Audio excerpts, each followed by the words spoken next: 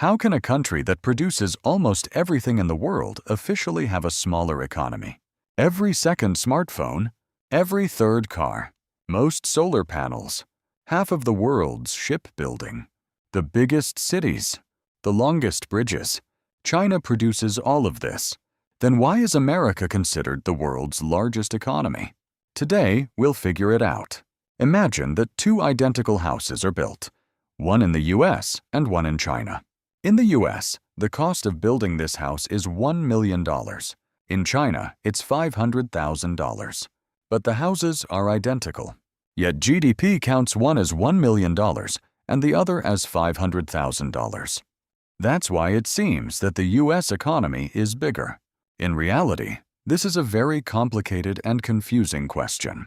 A 1-liter bottle of Coca-Cola in the US costs from $1.50 to $2.50. In China, it costs from 0.6 to $1, twice as expensive. Coca-Cola is an American product. An American product is cheaper in China than in America. GDP is the total value of goods and services produced within a country.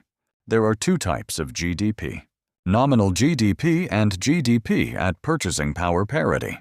By nominal GDP, the US economy is $30 trillion. The Chinese economy is $19 trillion. But if GDP is measured by purchasing power parity, the situation is completely different. The US is still $30 trillion, but China is $40 trillion. Why does the US lead in nominal GDP? Because in the US, labor is expensive, healthcare is expensive, services are expensive, technology is expensive, real estate is expensive.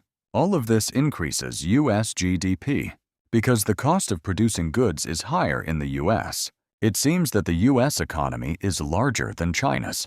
But in reality, if you measure by quantity, China's economy is the largest in the world. Subscribe, like, and leave a comment. We'll bring you more interesting economic facts.